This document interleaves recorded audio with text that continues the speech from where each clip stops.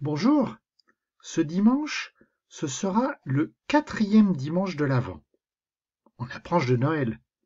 Bientôt nous serons dans la grande joie d'accueillir la naissance de Jésus, la venue de Jésus parmi nous. Tu te rappelles tout ce parcours de l'Avent? Le premier dimanche, nous avons entendu Jésus qui nous demandait de veiller, de nous préparer à sa venue. Le deuxième dimanche, Jean-Baptiste nous appelait à la rencontre avec Jésus. Et dimanche dernier, il nous disait d'espérer que vient au milieu de nous celui qui est le Sauveur. Ce dimanche, la naissance est proche, et le mot-clé, ce sera annoncer. Comme d'habitude, je t'ai noté les références du texte. Tu le trouveras dans ton livre par le Seigneur. Je suis sûr que tu as déjà entendu ce passage de l'évangile de Luc, l'annonce de la naissance de Jésus à Marie. On dit l'annonciation. Tu l'as peut-être déjà entendu au caté, ou alors lors d'une messe ou d'une célébration à l'église, peut-être le 8 décembre le soir. Mais même si nous connaissons ce texte, il y a toujours des découvertes dans l'écoute. On y va? En ce temps-là, l'ange Gabriel fut envoyé par Dieu dans une ville de Galilée appelée Nazareth, à une jeune fille vierge, accordée en mariage à un homme de la maison de David appelé Joseph. Et le nom de la jeune fille était Marie. C'est extraordinaire.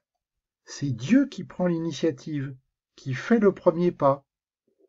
C'est lui qui se dirige pour rencontrer une jeune fille, c'est-à-dire, dans la société de l'époque, une personne qui n'avait vraiment aucune importance.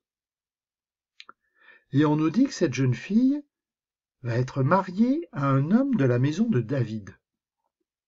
Alors, cette précision, on peut se dire, c'est pas très important. Mais en fait, longtemps avant, Dieu avait fait une promesse au roi David. Si tu es à la messe dimanche, tu l'entendras d'ailleurs dans la première lecture. Dieu avait dit qu'il y aura toujours un descendant de David sur le trône. C'est d'ailleurs pour ça qu'à l'époque de Jésus, les gens attendaient un envoyé de Dieu, le Messie, et ils pensaient que ce Messie, ce serait un nouveau roi, et ce serait justement un descendant de David. On continue? L'ange entra chez elle et dit : « Je te salue, comblée de grâce, le Seigneur est avec toi. » Cette parole, elle fut toute bouleversée, et elle se demandait ce que pouvait signifier cette salutation. L'ange lui dit alors : « Sois sans crainte, Marie, car tu as trouvé grâce auprès de Dieu. Voici que tu vas concevoir et enfanter un fils. Tu lui donneras le nom de Jésus. Il sera grand, il sera appelé Fils du Très-Haut. Le Seigneur Dieu lui donnera le trône de David, son père.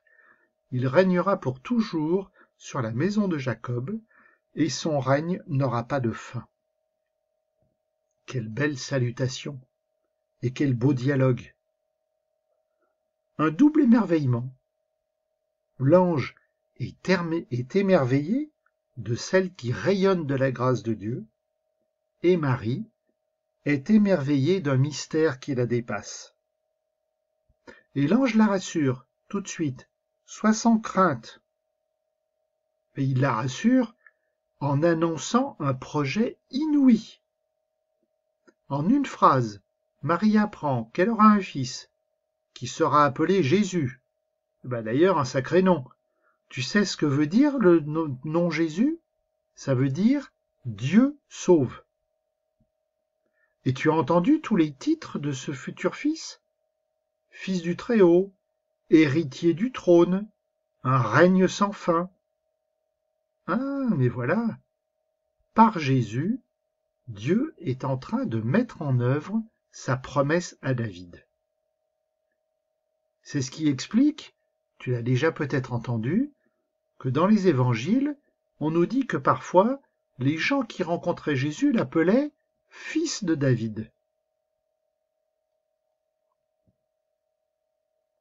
Marie dit à l'ange, « Comment cela va-t-il se faire, puisque je ne connais pas d'homme » L'ange lui répondit, « L'Esprit Saint viendra sur toi, et la puissance du Très-Haut te prendra sous son ombre. C'est pourquoi celui qui va naître sera saint, il sera appelé Fils de Dieu. » C'est étonnant, non, encore une fois, ce dialogue. Nulle crainte, nulle peur de la part de Marie.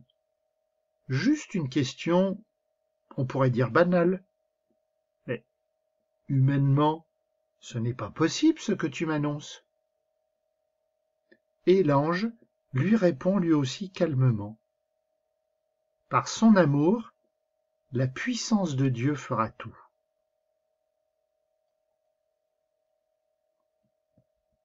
Or, voici que dans sa vieillesse, Élisabeth, ta parente, a conçu elle aussi un fils, et en est à son 6e mois, alors qu'on l'appelait la femme stérile, car rien n'est impossible à Dieu. Marie dit alors, « Voici la servante du Seigneur, que tout m'advienne selon ta promesse. » Alors l'ange la quitta. Toujours à la délicatesse de l'ange. Ce qui a été annoncé à Marie s'est déjà produit pour sa cousine, Élisabeth. Ce que l'ange dit, c'est en fait la naissance de Jean le Baptiste qui est annoncée. Et la réponse finale de Marie. Voici la servante du Seigneur. Quelle belle parole de confiance de Marie. Dieu avait annoncé un projet, mais dans le respect de la liberté de Marie. Et Marie dit oui, dans sa liberté. Tu te rends compte? Finalement, le projet de Dieu nécessite que Marie accepte.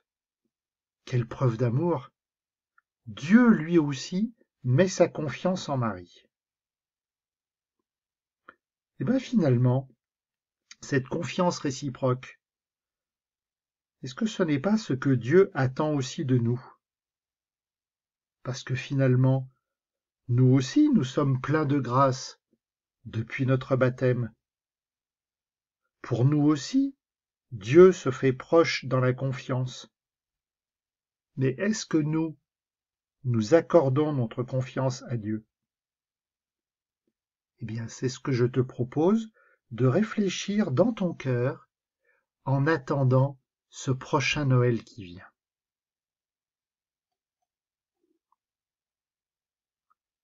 Marie, ton oui a changé la face du monde. Apprends-nous à dire oui comme toi, dans l'humilité, la simplicité et l'abandon à la volonté du Père.